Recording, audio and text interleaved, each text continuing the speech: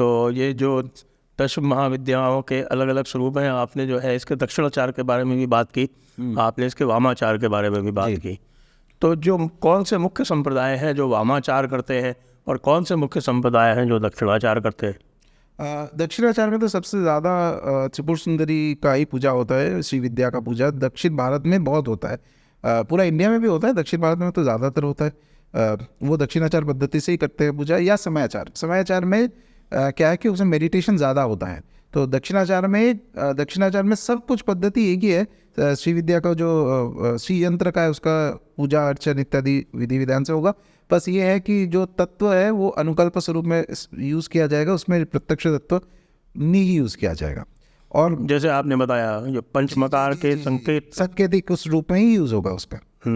तो देवी का अर्घ स्थापन इत्यादि जो होता है उसमें कुछ कुछ डिफरेंशिएशन है। जो एक्चुअल मटेरियल है वो सब उसमें वेजिटेरियन मटेरियल रहेगा और सात्विक चीज़ होगा, उसमें कुछ और चीज़ यूज़ नहीं होगा। बाकी मंत्र पद्धति सब एक है।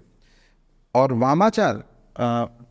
वामाचार या कोलाचार जो है, वामाचार कोलाचार में भी थोड़ा अंतर है। ये दो टेक्निक जैसे ये आपके तारा देवी जी की जो पद्धति है जी, वो काफ़ी वामाचारी है संभवतः।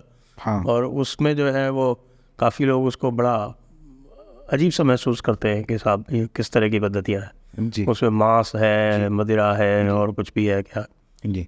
तो वो हर रोज़ भोग में भी दिया जाता है तारापीठ में, हर रोज़ एवरी डे मांस भी दिया जाता है, मदिरा भी दिया जाता है। तो उस पद्धति जो कोलाचार वामाचार है, वामाचार में ये 5 तत्वों को भगवती को दिया जाता है, लेकिन उसको ऐसे नहीं, उसको मंत्र वगैरह पूरा शुद्धि करके और पूजा करके। और उसमें कुछ प्रोसेसेस भी है। जैसे मांस जब दिया जाएगा, मांस पकाया जाएगा, उसको कुक करके दिया जाएगा, उसमें लहसुन प्याज नहीं यूज़ होगा। तो वो लोग वैसे बनाते हैं। अच्छा। हाँ, स्ट्रिक्ट एकदम, लहसुन प्याज कभी यूज़ नहीं होगा। अच्छा, उसमें भी कुछ डिफरेंशिएशन है। जैसे तारापीठ में अच्छा चिकन कभी नहीं दिया जाएगा। अच्छा, लेकिन मांस मतलब सिर्फ बलि होके जो जिसको ये छाक बलि होगा, छाक बलि का ही मांस दिया जाएगा भगवती को। अच्छा, दूसरा बात है eggs can not be used, Tarapith की जो पद्धति है उसमें। और मदिरा को डायरेक्टली खरीद के, एक्चुअल पद्धति में डायरेक्टली खरीद के नहीं दिया जाता है, उसको शुद्धिकरण किया जाता है। उसमें शाप है, शाप को हटाया जाता है, फिर मंत्र से उसको अमृत बनाया जाता है, फिर उसको कारण कहते हैं, फिर वो भगवती को दिया जाता है।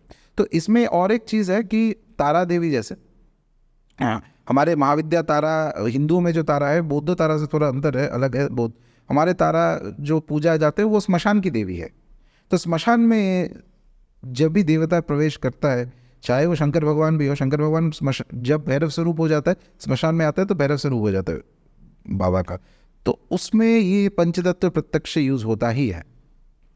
स्मशान के देवता आप कर सकते हो बिना पंचतत्व के, लेकिन उसमें सिद्धि प्राप्त नहीं होगा और टाइम बहुत ज़्यादा लगेगा।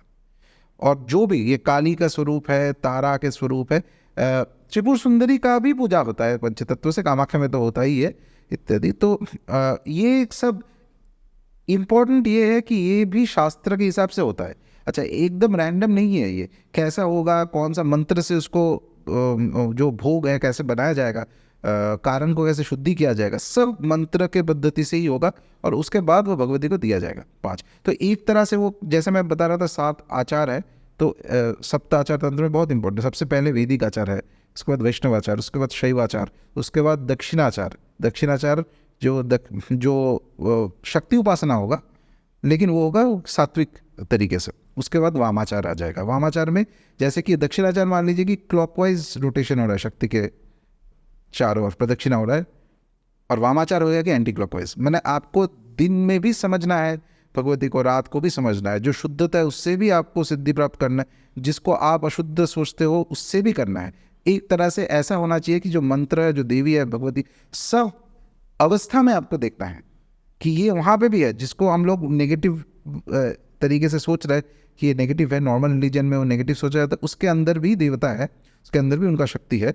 और उसके बाद वामाचार के बाद आता है सिद्धांतचार। सिद्धांतचार अर्थात जब दोनों ही आपको समझ में आ गया, तो ये करेक्ट सिद्धांत आप में वो नॉलेज आ गया है कि क्या सत्य है और क्या असत्य है, वो अवस्था को सिद्धांतचार कहते हैं। उसके ऊपर हो गया कौलाचार। कौलाचार ऑलमोस्ट लाइक जिसको सेल्फ रियलाइजेशन वेदांत के भाषा में कहा जाता है, उसी अवस्था में पहुंच गए आप, और देवता में ऑलमोस्ट अंतर है ही नहीं, तो वो बन गया दिव्य। ये है दी क्रम, एक्चुअल जो तंत्र साधना का क्रम है।